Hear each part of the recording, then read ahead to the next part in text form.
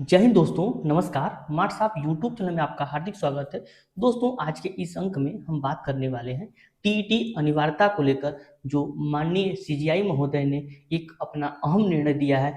क्या उससे शिक्षकों पर प्रभाव पड़ेगा? आखिर यह मामला क्या था और माननीय सीजीआई महोदय ने किन किन बिंदुओं को टच किया है? क्या इस फैसले से रिव्यू पिटीशन या आरटीई एक्ट के 23(2) को जो चैलेंज किया गया है उसकी सुनवाई पर प्रभाव पड़ने वाला है? इसका हम विस्तार से चर्चा करेंगे। यदि आप उससे पहले हमारे चैनल पर नए हैं तो हमारे चैनल को सब्सक्राइब कर दीजिए तथा बेल आइकन को भी प्रेस कर लीजिए। दोस्तों, जैसा कि आप जानते हैं, 1 सितंबर 2025 को माननीय सुप्रीम कोर्ट के द्वारा सुप्रीम फैसला देते हुए सभी शिक्षकों को टीईटी की परीक्षा पास करना अनिवार्य कर दिया।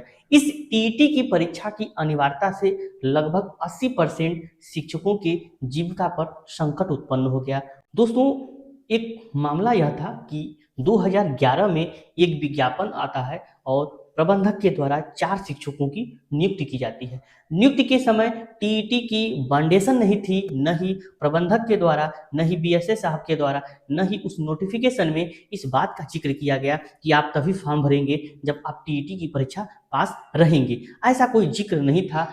2011 में विज्ञापन आता है और 2012 में नियुक्ति मिलती है और बीएसए महोदय के द्वारा 2018 में आकर के बर्खास्त कर दिया जाता है कि आपने मूल नोटिफिकेशन या अपने नियुक्ति के समय टीईटी की परीक्षा पास नहीं किया था, अतः आप नियुक्ति के लिए पात्र नहीं हैं। इसको लेकर के अभ्यर्थी जो भी थे वो हाई कोर्ट में भी गए, लेकिन हाई कोर्ट में भी बीएसए साहब के फैसले को सही ठहराते हुए शिक्षक बंधु को रिलीफ देने से मना कर दिया गया। दोस्तों, यह मामला यह था कि जब 4 शिक्षकों की नियुक्ति हुई तो 2 शिक्षक टीईटी की परीक्षा पास थे, वहीं 2 शिक्षक टीईटी की परीक्षा पास नहीं थे, परंतु एक शिक्षक ने 2012 में ही टीईटी की परीक्षा पास कर ली, वहीं एक शिक्षक बंधु ने 2014 में टीईटी की परीक्षा पास कर ली। जबकि बीएसए साहब का यह कहना था कि जब नोटिफिकेशन आया उसके पहले ही उत्तर प्रदेश के द्वारा टीईटी की परीक्षा का आयोजन किया जा चुका था, तो वह शिक्षक टीईटी की परीक्षा पास किए बगैर नियुक्ति को सही नहीं ठहराते हैं। इस बिंदु को लेते हुए बीएसए साहब ने 2018 में ठोस कदम उठाते हुए शिक्षक बंधु को बर्खास्त कर दिया। जब शिक्षक बंधु हाई कोर्ट के सिंगल बेंच में गए, डबल बेंच में गए, परंतु उनको निराशा का ही सामना करना पड़ा। उसी बीच 1 सितंबर 2025 को एक फैसला आ जाता है कि सभी शिक्षकों को 2 वर्ष के भीतर टीईटी की परीक्षा पास करना है, उनकी नियुक्ति तिथि चाहे जो भी हो।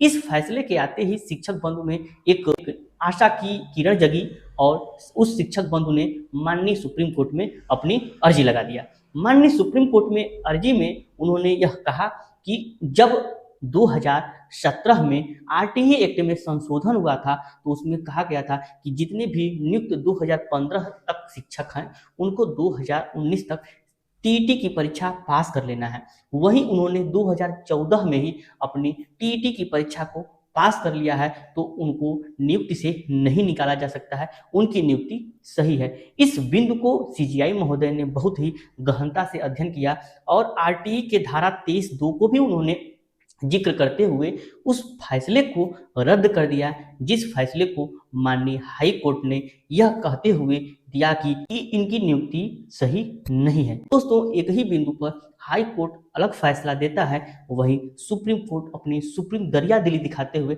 शिक्षक बंधुओं को राहत दे दिया। उन्होंने इस बिंदु को कोटेड करते हुए कहा है कि जब सरकार के द्वारा 2017 में संशोधन हुआ और 2019 तक डेडलाइन सभी शिक्षकों को थी, तो सभी शिक्षक में ये शिक्षक भी आते हैं, इनकी नियुक्ति को गलत नहीं ठहराया जा सकता है, अतः इनकी नियुक्ति सही है, इनको नौकरी से नहीं निकाला जा सकता है। उन दोनों शिक्षकों को नौकरी में बने रहने की संजीवनी प्रदान कर दी।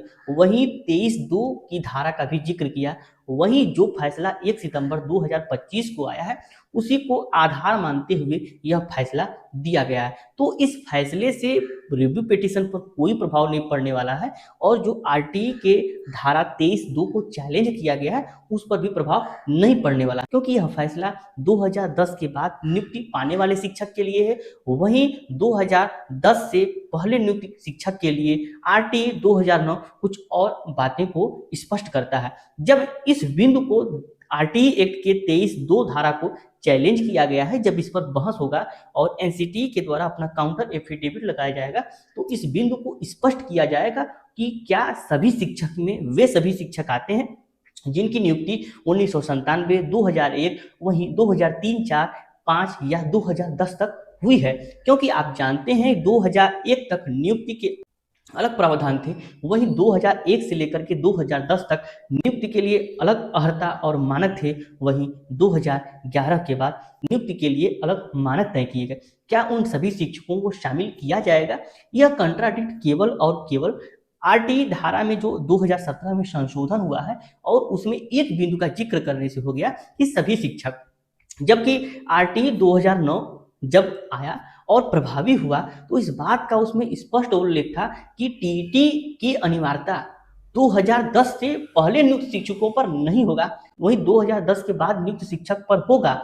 लेकिन राज्य सरकार को उन्होंने 5 साल का समय दिया कि 5 साल में इसको लागू करें और इसको प्रभावी ढंग से प्रभावी करें। तो दोनों के अलग अलग क्राइटेरिया थे, 2010 के पहले अलग क्राइटेरिया, वही 2010 के बाद अलग क्राइटेरिया। लेकिन जो आरटीई में जो 2017 में संशोधन हुए उसमें कंट्राडिक्ट उत्पन्न कर दिए गए सभी शिक्षक लिख करके। यह लिख गया होता कि केवल 2010 के बाद नियुक्त शिक्षक, तो यह कंट्राडिक्ट उत्पन्न ही नहीं होता और सभी शिक्षक जो सभी शिक्षक इस दंश को झेल रहे हैं, इस दंश को झेलते ही नहीं, परंतु एक शब्द के आने से सभी कंट्राडिक्ट उत्पन्न हो गए हैं। वही शिक्षक संगठन के द्वारा इसको चैलेंज भी किया गया है और आगामी आने वाले दिनों में इसकी लिस्टिंग होगी और एनसीटी, सरकार, तमाम संगठनों के द्वारा अपना काउंटर एफिडेविट दिया जाएगा और पक्ष रखा जाएगा। उसके बाद एक विस्तार से फैसला आएगा, उसके बाद ही कुछ कहा जा सकता है। आरटीई के 23(2) धारा को अभी तक चैलेंज ही नहीं किया गया था,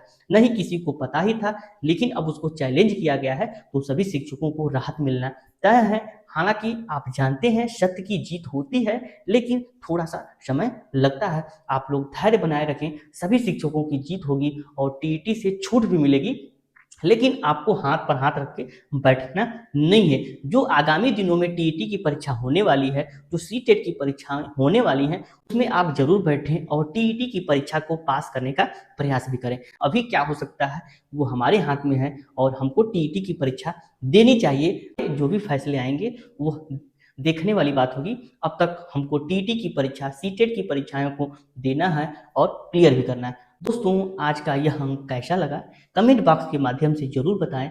वहीं आप इस चैनल से लगातार जुड़े रहें, वहीं अपने बंधुओं को भी शेयर करें जिससे कि इस चैनल के माध्यम से आने वाली सभी जानकारियां आप तक समय से पहुंच सके। दोस्तों, इसी आशा और विश्वास के साथ मिलते हैं अगले अंक में। तब तक के लिए नमस्कार, धन्यवाद।